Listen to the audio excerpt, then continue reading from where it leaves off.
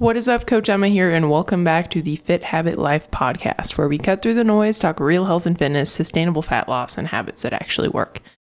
And on today's episode, I will be talking about myself, life updates, what's been going on, because I think that is valuable. And oftentimes when I'm coaching my clients, I use personal anecdotes to kind of sell them on why they should do the thing that we're talking about. So anyway, figured I'd just jump in. So I don't even remember when the last time I've done an update was, but last year, fixed my gut, went through a cut, had hormonal issues that now we know were partially stemmed from the mold. But we didn't know that till probably a month ago, because I now know that I have mold in the house. My husband isn't just moldy, the house is moldy. And that's going to be fixed starting tomorrow. So that's kind of like the biggest life update thing. But it's interesting because what I've been learning more and more is our bodies are very resilient. But if we have a lot of stress from training, nutrition, like deficit surplus, life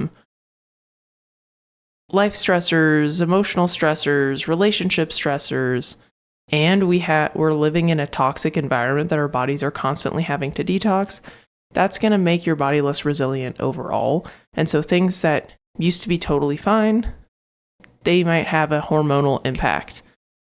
And personally, so growing up, I had terrible acne, like really, really bad. And I was always super tall. I'm like 6 feet tall. So I was taller than like everybody, always stuck out like a sore thumb.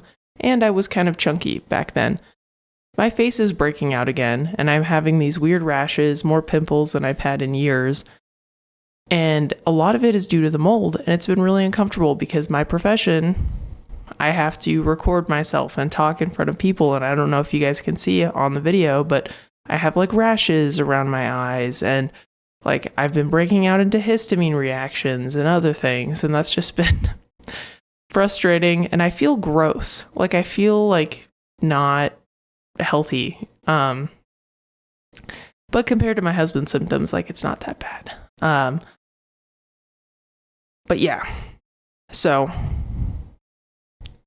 been dealing with mold, and it's interesting because like looking back on this year, it's like, oh, like I had a lot of these problems and a lot of weird symptoms that I didn't recognize was due to the mold exposure that I was being consistently exposed to, because basically it's in the wall behind me in my office that I hang out in for at least 6 hours a day or more. Usually 8 to sometimes 10. So that's cool. Just kidding. But yeah, it's interesting because overall, like I've just been less resilient, more easily overwhelmed, more anxious. Another weird symptom is I normally just sweat. Like I sweat, and it's a normal, natural process. You should be sweating regularly when you're exercising and warm. Your body's trying to cool down your temperature and detox, get rid of toxins. I haven't sweat that much this past year. And it's because mold doesn't want to leave you. So it doesn't want you to sweat. So some symptoms of like mold exposure is less capable of sweating. So like before I would sit in a sauna for a couple minutes and I'd start to sweat. Now it takes like 10 to 15 minutes to start sweating. And something that I was experiencing is I would get like rashes on my arms. Thought it was just like a heat rash. No, it was a histamine reaction because the mold is like, stop it, get out of here. So anyway, it's just kind of interesting, like some of those symptoms that looking back were due to mold. And I kind of wanted to talk about like my personal mindset about what I've been going through, mindset around how I look, how I feel, my nutrition training goals, and what the mold process is actually going to look like, because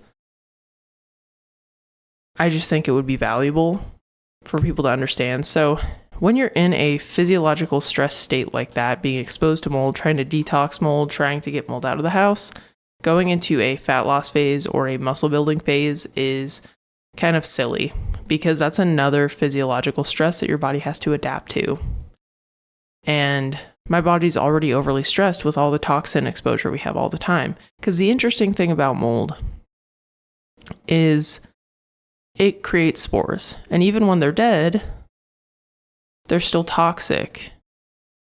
And they stay in the dust and the environment of the room that they were in. So actually, in order to clean out mold, you have to basically Swiffer the walls with a microfiber cloth. So that's going to be fun. But anyway, point being,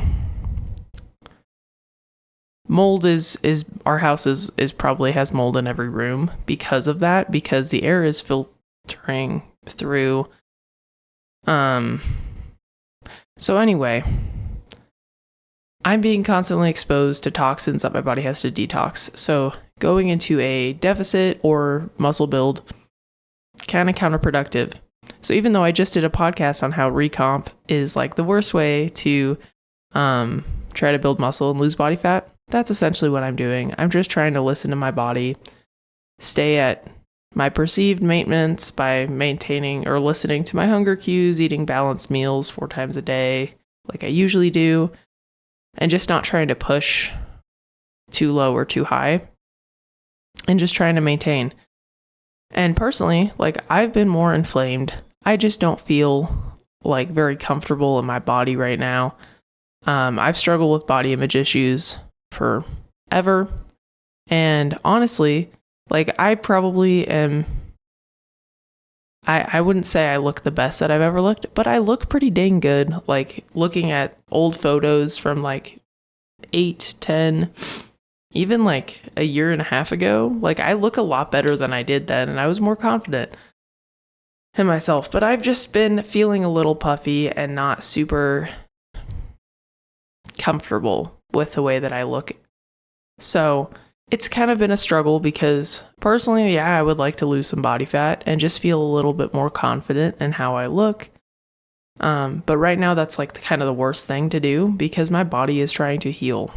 So I need to allow it to heal and not put any other stressors on it. And essentially how mold goes, mold protocols, you need to get the mold out of the house. You need to get out of the environment with the mold. We own this house, so we have to get the mold out of the house. And then once you get the mold out of the house, your body will be better capable of, 1, detoxing because you're not being consistently exposed to mold. But then 2, you can actually start a protocol. And I haven't fully outlined this protocol yet. I met with a functional doctor. Actually, I'm interviewing him today on the podcast, the co-founder of Rise and Pure Factor Formulations. He's going to be on my podcast later today. So that'll be cool. And we're actually going to talk about toxins, mold, basically stealth infections are what they called, because you don't really know until it's there and you're having weird symptoms, but you don't really know why you're having weird symptoms because you get your blood work done, your hormones are in a healthy place, and, lifestyle's dialed in. Like, why are you having these problems? You don't know. So anyway, stealth infections, that's going to be a good one. I have a whole list of questions for him, but we met with him and we kind of talked about, because my husband has the severe symptoms. Like, we've what's wrong with Joe? There's a couple episodes about him in there, and we've done all the things. We've done the lifestyle, we've done sleep studies. He had a septoplasty to fix a deviated septum, and that didn't work. We addressed gut health issues that are still kind of lingering, but way better than before. And they're lingering because he's still being exposed to mold and he's still moldy. So anyway, basically for mold, get out of the environment, fix the environment if you can't get out of it, and then you can start to heal. And basically the gist is you want to support your body's natural detox pathways and strengthen your body's immune system so it can better handle it. And then you go through an antimicrobial kind of protocol. So that's our game plan. That's probably what the summer is going to look like. So rest of June, cleaning up the house, getting things out of the house, cleaning a window. So something you guys can do now too, if you think, hey, I might have mold exposure or my house might be moldy, check your toilet tanks, clean those out, and check your window, window sills, like the window tracks. Those can accumulate mold pretty easily. So anyway, we're going to have to finish those up, get the mold out of the house, and then we can start the full protocol. And I'll probably have my husband on to talk through it at some point, because it's kind of interesting, like his symptoms, his experience, what we did, and why we ended up figuring out it was mold, and why we anyway. So that's kind of my current goal, is just to support that process and enjoy the summer, go on hikes. We don't have any travel planned, except I'm probably going somewhere end of July, early August for max a week. We did want to travel, but mold remediation is insanely expensive. Just for context, so that bathroom that's in between my office and my husband's, and then the bathroom in our master, that's where the mold is. To get the mold out of the walls here between the bathrooms and stuff, and out of that bathroom, it's $7,000. And what they do is they basically break holes in everything and just get the mold out. And then they're like, cool, you're good, we're done. And then it's like, well, crap, I have to fix the drywall and potentially any other stuff that breaks apart. Thank goodness, we have a finished basement with a bathroom, and we have a futon down there. So we're just gonna, today's goal, move everything out of my office, just so that nothing important is harmed, and then move downstairs and move our clothes downstairs and all of that. So that's kind of game plan for today to prepare for them. Yeah, I don't know how long it's going to take. They start on a Thursday, which is unfortunate, because that means that it's probably going to take 3 to 4 days. They're probably not going to work on a Saturday. So we're probably going to have our 2 upstairs bathrooms unusable, and same with the offices. So, and before we got married, I lived in a 1-bedroom, 1-bath apartment, and let's just say us not having to share a bathroom has been very helpful for our marriage, and we're going to have to share one for a bit. So I'm not super jazzed about that, but really blessed that we don't have to move out, because we have some friends who had a really, really bad mold in their house. Their floorboards were moldy. So they had to really move out of the entire house, and the whole house was basically ripped apart. So thankfully we don't think ours is that bad, which is good, but it's bad enough to where I'm having histamine reactions. My husband is just not feeling good. So anyway, that's my current focus for health, fitness, life goals. And then hopefully, based on how we clear out the house and all of that, I should be able to enter a fat loss phase in September. That's kind of my game plan. September for me is actually very busy, because people are like, okay, I have structure now, I'm ready to start coaching. And I'm like, cool, okay, let's do it. And so usually September gets a little bit crazy, September, October, and then usually January, and then sometimes April, May sort of things. So they seem to be kind of the seasons. So with that, it's okay, well, I'm not going to have that much free time, so it'll be a lot easier to be in a cut. And for me, the holidays, it doesn't really bother me to not be able to be as indulgent, quote unquote. So anyway, that's kind of my game plan. And then moving into the winter, a more performance maintenance, maybe slight surplus phase, because hopefully we'll have snow this year that we can enjoy in Utah, and I can snowboard. But if the mold is more complicated or takes longer than we expect, then the fat loss phase might be pushed back a little bit. So we'll see. It should be an interesting 9 months-ish. But ideally, I don't want to keep doing these things. I want to get to a place where I'm comfortable with my body, be able to maintain it, and just stay there and just focus on performance and focus less on how I look, but more on how I feel, how I'm able to do the cool stuff in life.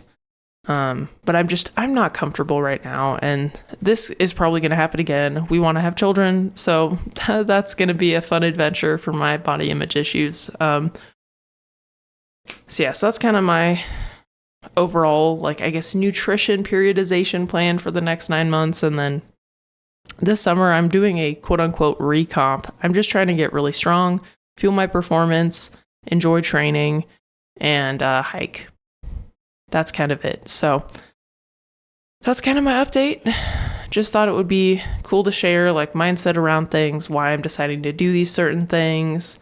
And yeah, I'm trying to think if there's any other pertinent updates. Some are also like really focusing on just building community and friendships, because I've been doing that the past probably like month, and it's been really helpful and beneficial for my overall quality of life. Like, I'm working more than I have in the past 6 months, but I feel better and less stressed and less anxious. So it's been a really good thing. So if you don't have community, try to find some, because man, it's just so important. And try to find some in person too. Like, I know that can be hard, especially in the fitness space, like depending on the friends that you used to have or the friends that you still have now that don't have the same values or goals that you do. It can be kind of hard to connect, right? But find those people, find your people. Because it's important. It's an important part of health. And then if like you're like, okay, I need a little bit of extra guidance based on my goals, like what I'm going through right now, what I want to go through, and I'm not sure what would be the right next step for me, just shoot me a message on Instagram, or you could book a discovery call in the link below, and we could just chat like, hey, like, given your goals, given the season of life that you're in, this is what's realistic, and is what would be the best game plan for you moving forward based on my personal experience and my experience with clients. What would help you get the best results and be the most compliant and consistent? So hoping that this episode was valuable. If you don't need that guidance, that's good. And if you like these episodes where I talk about my personal experience, just let me know too. Like, hit me up on Instagram and be like, hey, Emma, that was really cool. Keep doing it, or whatever. And yeah, that's kind of it. So I'll catch you guys on the next one. Thanks for listening, and hope you guys have an awesome day.